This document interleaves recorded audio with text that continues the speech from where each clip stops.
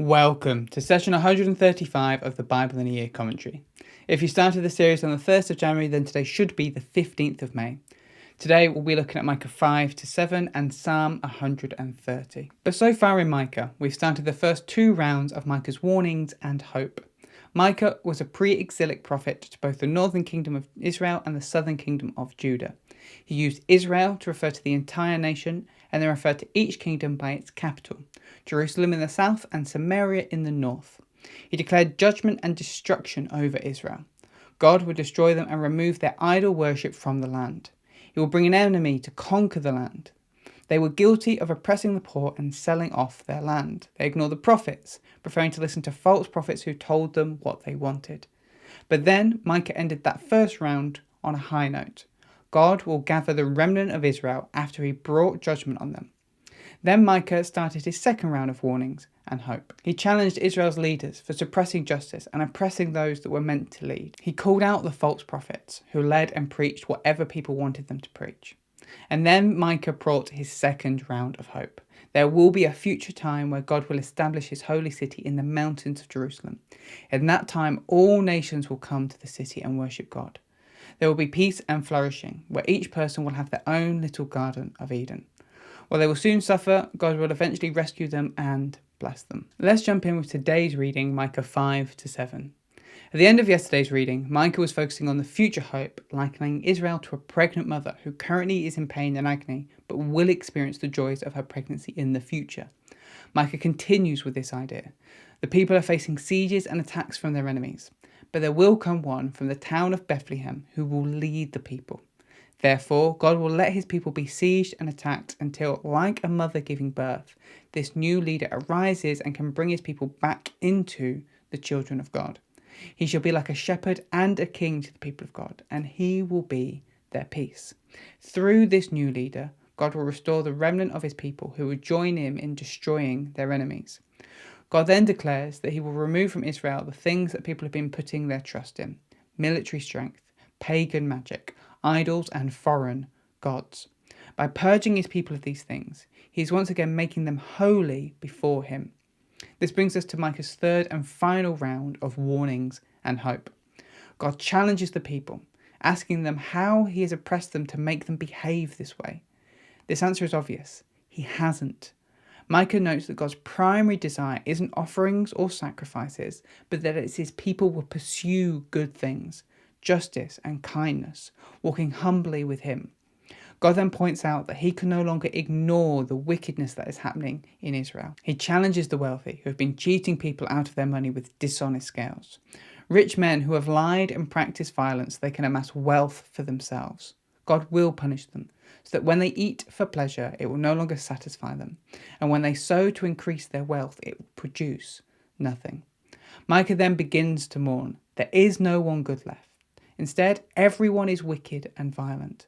The judges are corrupt, accepting bribes and not administrating justice. People can no longer trust their neighbours or friends, and even families are divided. And yet, while all this is happening, Micah will wait on God's salvation. And at that, Micah turns to a song of victory. He declares that even if he is struck down, God will rise him up. He recognises his sin before God, but trusts that God will forgive and redeem him. And in that ultimate day of salvation, Jerusalem will have its walls rebuilt and all nations will come to it for safety and support. Micah invites God to shepherd his flock, and God responds to him. Just as God led the Israelites out of Egypt, he will continue to do marvellous things for his people. He will punish the wicked nations just as he punished the serpent in the Garden of Eden many, many years ago. As we come to the end, Micah's speech has moved from mourning to victory, and finally here to praise. He praises God for forgiving sins, for not holding on to his anger, and for delighting in love. He declares that God will have compassion on his people and remove their sin from them, and that he will be faithful to the promise he made Abraham, to make his people a blessing to all nations. Micah is a condensed version of a lot of the other themes we've seen in the pre-exilic prophets. God is punishing the people for idolatry and the injustice they promote. He will use a foreign nation to come and destroy them. But after that, he will restore a remnant of his people back to the land. He will establish a leader who will be a shepherd to them and lead them and all nations into peace and flourishing. That is the book of Micah. But now let's look at Psalm 130. This psalm isn't attributed to anyone in particular and is named as a psalm of ascent. These psalms were sung by worshippers as they ascended Jerusalem for 3 pilgrimage festivals: the Passover, the Festival of Weeks, and the Festival of Tabernacles, or possibly by the Levites as they ascended the steps of the temple. Psalm 120 to 134 are all psalms of ascent. Here's a summary of the structure, but I would recommend checking out the written version of this commentary in the description to see the structure properly for yourself. So we have verses 1 to 2, call to the Lord. Verses 3 to 4, the Lord forgives. Verses 5 to 6, I will wait on the Lord. And then verses 7 to 8, hope in the Lord. In this ascent journey, we've gone from being far from God's presence in Psalm 120 to seeking God's presence in Psalm 121, and then to reaching God's presence in Psalm 122. From there, the psalmist asked the Lord for help in Psalm 123, and then praised the Lord for his protection in Psalm 124. From within Jerusalem, they reflected on the nature of righteousness and wickedness in Psalm 125.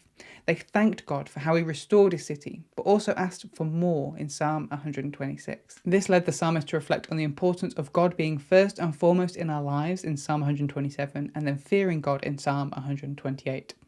Having focused on God's authority and power, the psalmist then reflected on how God rescued them and Israel from oppressors in Psalm 129. And now the psalmist calls out to God to rescue them from and forgive them for their sin. The psalmist starts with a call to the Lord to hear their pleas. They recognise that if God were to keep track of everyone's sin, no one will be able to stand before him. Instead, God forgives his people so they can come before him and worship him. Therefore, the psalmist will wait on the Lord to redeem them. They also encourage the rest of Israel to trust and hope in the Lord, for he will redeem them from their sins as well. As the psalmist has got closer to God's presence in this journey to ascent, they recognise the need to deal with their sin. Thanks for joining us today. Take a moment to reflect on what you've read and share your thoughts or questions below. If you're watching in the future, then you can click here for the next session, or you can find the full playlist just down here. To receive these daily commentaries in your email inbox, subscribe via the link in the description below. Have a great day, and I'll see you tomorrow.